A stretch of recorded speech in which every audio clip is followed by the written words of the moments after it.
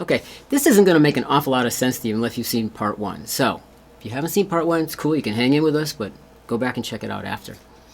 Like the Forgotten Drumhead video, you know, out of sight, out of mind, things that are underneath the drum, the underside of the drums. We don't pay much attention to that. And we don't pay much attention to the snares until something is like clunking under the hood, right? It's not a good thing. Your choice of snare drum and how you set it up is, well, it's your signature. It's important. It's you. Just think about how many famous drummers are known and recognized just for their snare drum sound. Lots. All right, so look, you want to listen to this on quality speakers or headphones because computer speakers it won't provide enough definition.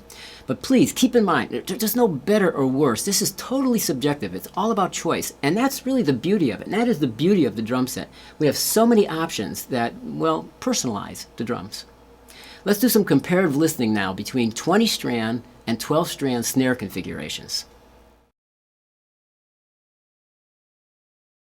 Okay, so let's check out the 20-strand snares. You're listening for two things. You're listening for the sustain of the tom-tom and the sustain of the sympathetic snare buzz. I think you're going to find them about the same. All right, here we go.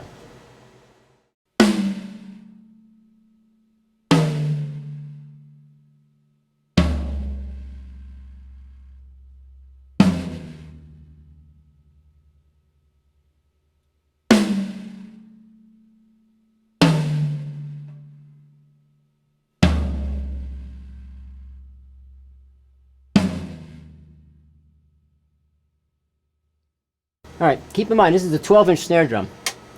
The larger the diameter, the more it encourages snare buzz. So like on a 14-inch snare drum, you're probably going to experience more snare buzz than this. So let's compare this now to the 12-strand snares. I think you're going to see a big difference. Okay, I've switched off the 20-strand snares for 12s. Nothing else has changed. Recording, tuning, everything the same. So let's listen.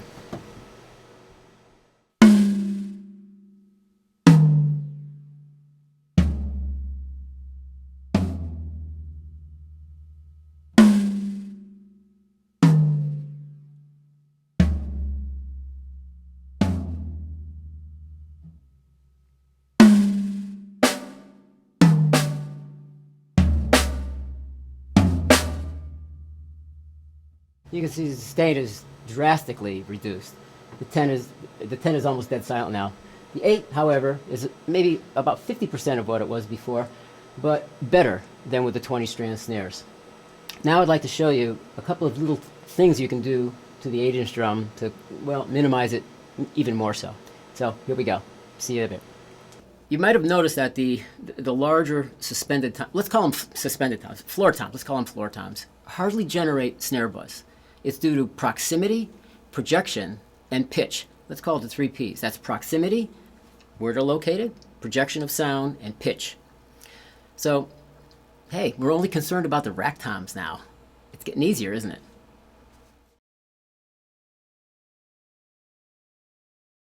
Since the 8's the culprit, let's see if we can tame that baby down a little bit. Now, there are two techniques, tuning and muffling. Let's take muffling first. Evans makes a little muffle strip called a mini-mad. It's great for this stuff. So let's listen to this. No muffling. Here we go. Okay, now let's apply the mini-mad to the tom-tom.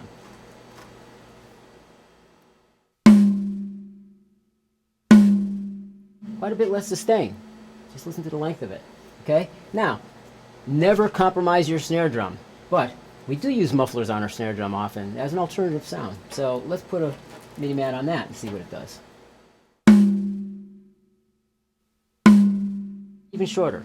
Doesn't open up as much. Then you can try to detune the drum to either, well, a higher or lower pitch and see if you can tune it out. Watch.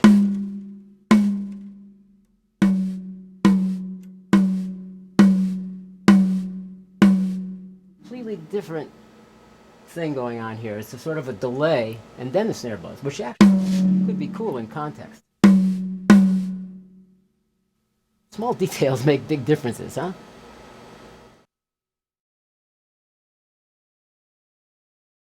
Take a close look at this drum. You notice anything different about it? Yeah. Die cast on the bottom, flange tube on the top. Why, you ask? Because die cast tube controls overtones. It's sort of like placing an invisible ring around the edge of the head. This helps to cut down on snare buzz to a certain extent, but it also helps the snares to seat to the head. The flange tube, on the other hand, is wide open, rich, colorful tones on the batter side, and it's just a great combination. I have about 5 or 6 drums set up this way, and I gotta tell you, I am loving the sound I'm getting. You should try it.